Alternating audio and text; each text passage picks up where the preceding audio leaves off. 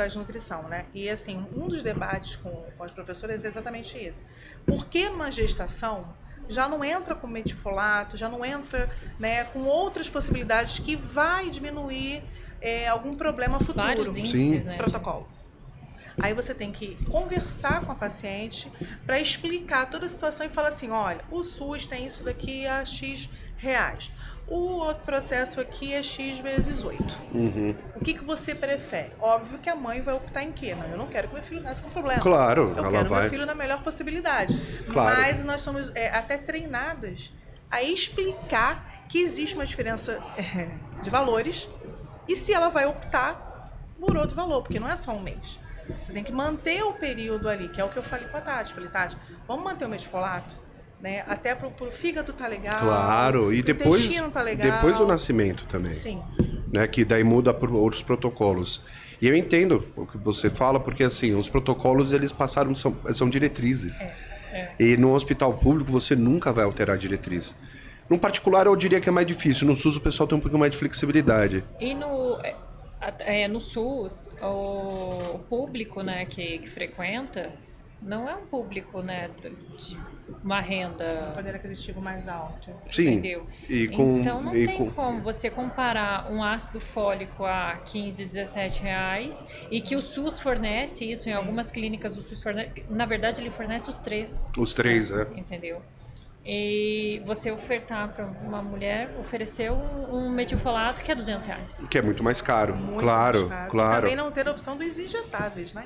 Seria muito melhor. Eu gosto de injetável porque você passa todo o processo de absorção, você passa todo o processo digestivo Você que não normalmente... tem o problema do gástrico, Exatamente. Né? A gente nunca sabe como é que tá o estômago. Exatamente. E outra, vai direto prato. pro sangue. Isso aí. Você não tem desgaste hepático também, né? Além disso tudo, eu tenho nódulo hepático. Mas é só nódulo, tá tudo bem, né? Não tem... Eu não diria assim que o nódulo... Lógico que você sempre tem que ficar de olho, mas eu não diria que ele atrapalharia muito o seu metabolismo. Talvez na medicina chinesa, sim, né? Mas na convencional, ele tá ali, não faz nada, né? Mas sempre tem que ficar de olho. E sabe que nos primeiros 3 meses de gestação eu indico probiótico. Depois não. Mas eu indico probiótico por quê? Uma das maiores causas de aborto espontâneo nos 3 primeiros meses de gestação é a infecção do canal vaginal.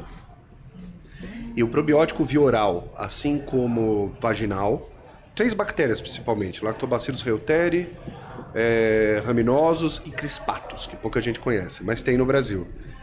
Quando você toma via oral, transloca para o canal vaginal. E você pode colocar direto no canal vaginal. Isso diminui a incidência de infecção vaginal. E cândida, vaginoses, vulvovaginites. E isso faz com que diminua também a chance de aborto espontâneo. Depois desses 3 meses, por que eu não recomendo? Porque o que está acontecendo com você agora, tá?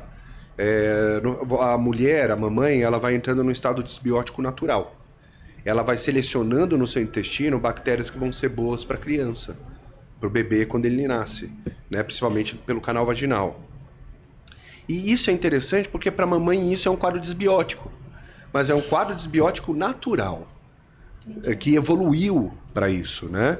Que coisa de 2 ou 3 meses depois que o bebê nasce, você volta ao estado natural.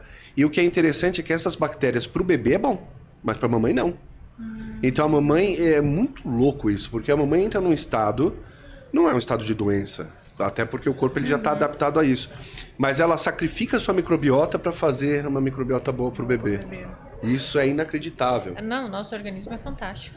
Essa adaptação. Mas eu estava falando do SUS porque eu acho que assim, eu acho os enfermeiros do SUS, os técnicos do SUS, até mesmo os médicos do SUS muito mais humanos e muito mais carinhosos do que de hospital particular.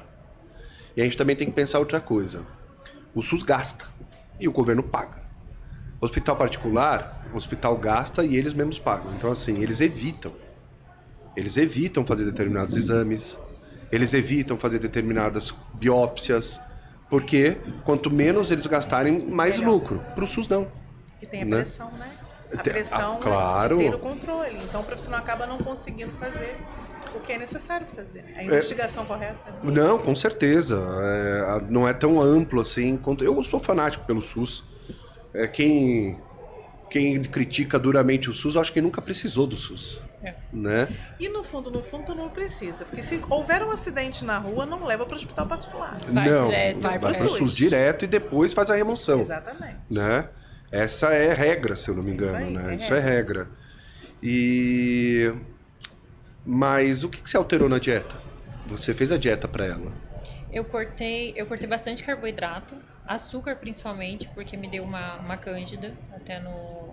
Então você teve uma vaginal? Sim. Foi. Sim. Foi até, acho que tem pouco tempo, né? Eu entrei com... Fluconazol? Não, esqueci o nome. A pomada vaginal. A Sim. mente tá uma delícia, gente. Bom, você tá com um cérebro dentro de você consumindo um cérebro que é seu. E aí entrei com a pomada vaginal. A princípio passou. Eu não tive coceira. Mas entrou com uma pomada antifúngica. Sim. Nistatina? Eu acho que é. Eu acho que é nistatina. E aí foi embora. Mas já tava em que mês? A princípio... Foi agora, mês passado. Então não teve nenhum tipo de comprometimento. Não, a princípio não. Eu não tive nada, não tive coceira, não tive nada. A princípio eu tinha um corrimentozinho que vinha lá de vez em quando. Não, a médica só fez a... Ela olhou e já sabia que era. Isso. É comum. É comum porque você tem diminuição de lubrificação, você tem... Sim. As pessoas acham que a lubrificação é só para coito. E não é. Não. A parte da lubrificação envolve a microbiota também, né? Você tem uma diminuição do seu quadro de defesa, diminuição de anticorpos de superfície, que eu falei na palestra de hoje, né? Como a IgA secretora. E eu tenho uma recomendação sempre para as mulheres, né? Ao invés de ficar usando lubrificante à base de petróleo ou à base de água, né? Eu sempre recomendo usar triglicerídeo de cadeia média. Óleo de palmiste Óleo de coco? com óleo de coco, né? Porque assim, o óleo de coco, ele é rico em ácido caprílico, capróico e cáprico, que é antifúngico. Você sabe o que eu peço para os pacientes, às vezes?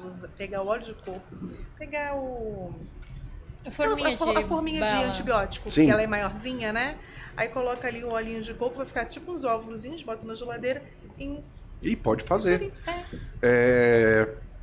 Ele dissolve, Sim. ele é um antifúngico super potente. Sim. Existe um produto no mercado. Por que eu falo para misturar com um pouco de óleo de palma? Porque daí o óleo de coco abaixo de 22 graus ele satura. Ele vira um gel. O óleo de palma só abaixo de 11. Então você mistura os dois, você vai ter ácido láurico e ácido caprílico. Mas o que interessa é o caprílico. E antigamente vendia em gotinha um produto que chamava Caprilex, que era para onychomicose, né? Então, em qualquer condição onde você precisa de aumentar a lubrificação, eu recomendo o óleo de coco, porque tem efeito antifúngico. E pode usar na gestação inteira. Pode usar na gestação inteira. E o probiótico que você falou para as mamães que estão iniciando agora a gestação, nesses 3 primeiros, qual idade gestacional que poderia começar? Começou assim, a gente fala para começar antes até. Né? Você está se já preparando. Tá na tentativa, Isso. Né? Porque meu pai é GO, né? Uma coisa muito engraçada que ele sempre falou foi que o melhor de ter filho é tentar. Né? Então você já sabe que você está se preparando. Se você já sabe que você quer ter filho e você está tentando, já se prepara com as vitaminas, né? Com o hábito alimentar correto. O probiótico, sim, você pode pode utilizar antes da gestação, enquanto você ainda está tentando, mas não passar o terceiro mês de gestação. Por quê? Para que você não interfira nessa desbiose natural. Claro, tá. Existem recomendações de uso de probióticos, existem algumas defendidas por artigos científicos durante a gestação, mas gestações de riscos, mulher que tem muita infecção, quando o bebê nasce, para evitar enteroclorite necrosante, se usa Lactobacillus reuteri, mas a melhor coisa é deixar o corpo ir na dele. Naturalmente. Se for colocar no canal vaginal, eu não recomendo óvulo. Não recomendo óvulo, porque primeiro a estabilidade do probiótico no óvulo é muito baixa. E segundo, que o óvulo derrete, você tem um escape. Aí tem que ficar andando com absorvente, né? Então eu recomendo sempre cápsula de tapioca.